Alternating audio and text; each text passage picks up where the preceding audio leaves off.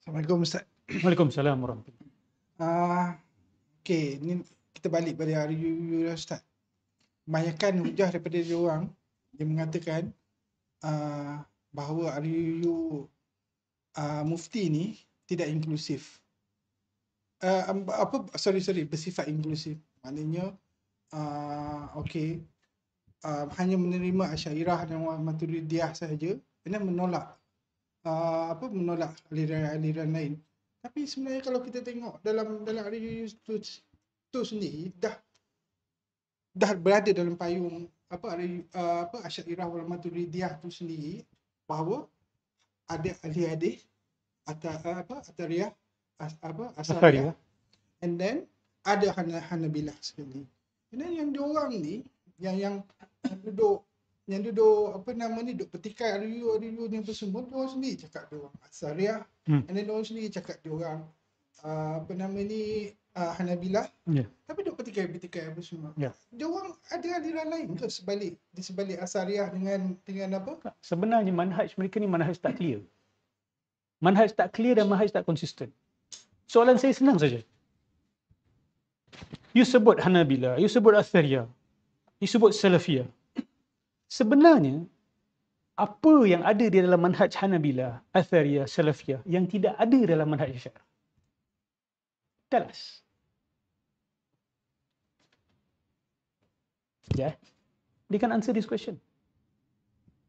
Sebab apa? Dia masih confused Salafi tu Wahabi ke tidak?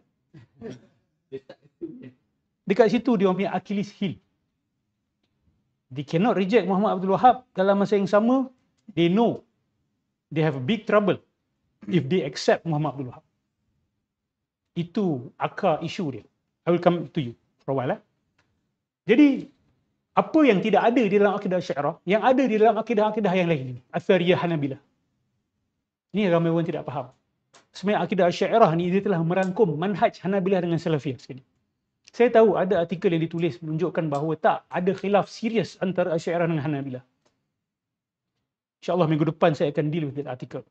Saya nak beritahu bahawa khilaf Hanabilah dengan Asy'ariyah sebenarnya khilaf lafzi sahaja. Khilaf lafzi. Contoh, Hanabilah kata kewajipan pertama seorang manusia adalah bersaksi tiada Tuhan melainkan Allah dan Rasulullah adalah Rasulullah. Asy'ariyah kata kewajipan pertama seorang manusia adalah berfikir untuk beriman kepada Tuhan. Ada beza ke sebenarnya? Adakah Hanabilah yang kata syahadah saja tak faham pun sah Islam dia? Tak, you kena kenal Tuhan kan? Nak kenal Tuhan kena fikir tak? Sebenarnya sama. Tetapi ada orang ni dia wording lain. Tak. Wording lain. Contoh, Asy'ariyah kata Imam Fakhrudin Ar-Razi kata bahawa dalil-dalil Al-Quran ni pun sebenarnya adalah dihakimi dengan dalil-dalil akal. Dalil akal mendahului dalil-dalil nas. Dia orang kata ni Asy'ariyah mendahulukan nas daripada akal. Hang tak faham maksud dia orang apa? Maksud dia orang adalah kita tahu Quran itu Quran, Rasulullah itu Rasulullah melalui akal kita. Ke you guna nas untuk tahu Nabi itu Nabi? I believe Rasulullah is Rasulullah because Allah say he's Rasulullah. And I believe Quran is from Allah because Rasulullah say Quran is from Allah. Kita dah detect itu fallacy of secular argument. Roboh argument tersebut. Tak boleh pakai. Tapi diorang tak perasan. Sebenarnya Salafi ni bila dia kata tak, kita mengedepankan dalil nas daripada akal. Kita kata dalam satu sisi kita pun cakap benda tu. Tapi dalam situ sisi lain kita kata tidak, akal mendahului nas. Orang tak faham kata akal ni lebih tinggi daripada nas. Bukan. Akal yang menentukan Al-Quran dan Sunnah tu daripada Allah. Faham tak benar ni? Dia tak boleh kata Al-Quran dan Sunnah ni ditentu oleh nas juga. Is this difficult to understand? I don't know. Okay, for some people maybe it's difficult for them to understand. Itu di luar daya dan upaya kita untuk menjelaskan. Saya tak tahu, saya dah cuba semudah mungkin. Sorry, come back to our brother. Silakan. Saya nak menambah sikit ataupun tanya juga lah Ustaz kan. Bukan tadi sahabat kita kata pasal RUU tu, dan Ustaz pun ada cakap RUU tu tidak melibatkan orang awam. Dia hanya pada peringkat mufti dan juga ulama. dan yang menimbulkan apa confuse saya lah pada selaku orang awam ni Ustaz, saya tengok ada pihak yang mengatakan RUU tu akan menyempitkan definisi dan sebagainya. Tapi sebenarnya bila Ustaz dah jelaskan tadi, dan di awal tadi Ustaz sebut tentang penggunaan istilah yang biadab tu, saya rasa mereka yang menyempitkan maksud Asy'ariyah Maturidiyah tu. diorang yang menyempitkan juga ahli sunnah tu. Sunnah, ini je jalan sunnah, jalan dia je. Yeah. Maksudnya yang lain-lain tu seolah-olah macam bukan jalan Dia untuk kata sunnah. Asy'ariyah Maturidiyah pun ahli sunnah jamaah, tapi dia gelak-gelak. Jadi ini yang kita kata macam we are not kita tak tenang dengan cara mereka mengakui Asy'ariyah Maturidiyah ni adalah ahli sunnah. Cakap di mulut, mereka juga menulis benda ni. Tetapi bila kita lihat podcast mereka, cara mereka menggelakkan akidah-akidah asas Asy'ariyah, how can you gelakkan akidah ahli sunnah? Betul tak? You kata ini akidah ahli sunnah, tapi you gelak-gelakkan. You perlekeh-lekehkan, you ketawakan. Bukankah itu menanam kesangsian kita? Yang kita tahu, kalau tengok akidah Salafi, bukan akidah Salaf Salafi ni, sebenarnya memang tak terima Asy'ariyah pun. Memang tak terima Maturidiyah pun. Jadi pihak yang mengaku Salafi ni, yang menerima, you are being inconsistent. Sebab tu dia tengah ada internal struggle between them. Ada Salafi yang kata kita tak boleh terima Asy'ariyah ni ahli bid'ah. Mereka kata tak, kita terima sebagai ahli sunnah wal jamaah. Adakah itu political move? Kita ada kesangsian itu. Kita ada kesangsian itu. Jadi, bila mereka kata Asy'ariyah Maturidiyah ni sempit, jujur saya kata, mereka tak faham pun manhaj Asy'ariyah Maturidiyah ni. You kalau faham, you akan tahu. Sebenarnya manhaj Asy'ariyah ni lah yang paling luas. Dia dah merangkum dah. Unless you kata, kenapa keluarkan Hanabilah Athariyah?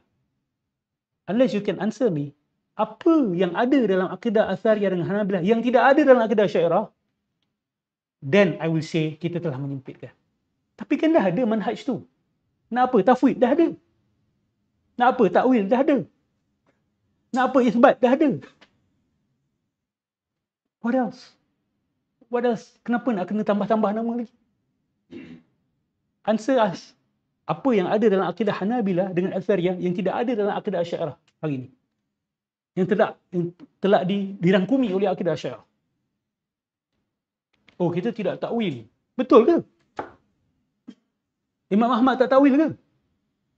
Tu saya kata, they have internal struggle to make sense of their own akidah. Okey. Salafus Saleh buat tafwid kaifiyah saja, bukan tafwid makna. We can prove to you otherwise. We have brought to you statements by the Salafus Saleh which shows that they made tafwid makna. So kita ada tafwid makna di dalam akidah Asy'ariyah. Kita terima benda tu. So di mana sempit dia sebenarnya? Sempit tu mengeluarkan orang. Luas ni, no, you already with us. Your manhaj is already in our manhaj kelas. Kenapa nak buat nama-nama yang berbagai-bagai? After all, you minority, you kecil. Dalam seluruh dunia Islam ni, berapa Hanabilah, berapa persen, dah ada buat bancian dah. Sikit saja. Majoriti still Asy'ariyah Maturidiyah. Dah lah, manhaj sudah dah dirangkum. You pula kecil, kenapa? Kenapa nak kena sebut? Ada kata, kenapa nak kena sebut Maturidiyah juga?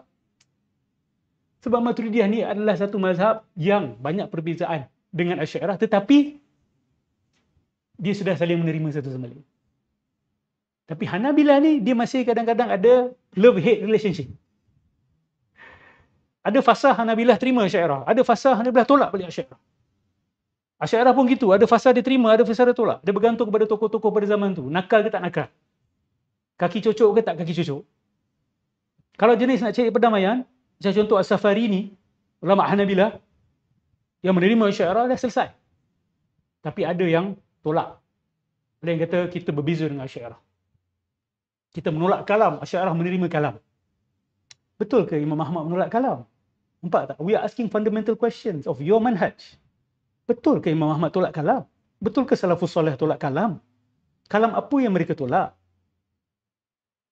You jangan umumkan, oh tolak kalam, Salaf tolak kalam. Salah apa? Ibn Taymiyah berkalam boleh pula. Nampak tak? Saya kata dia orang ada confusion between themselves. Ini manhaj yang tak lurus, yang tak clear.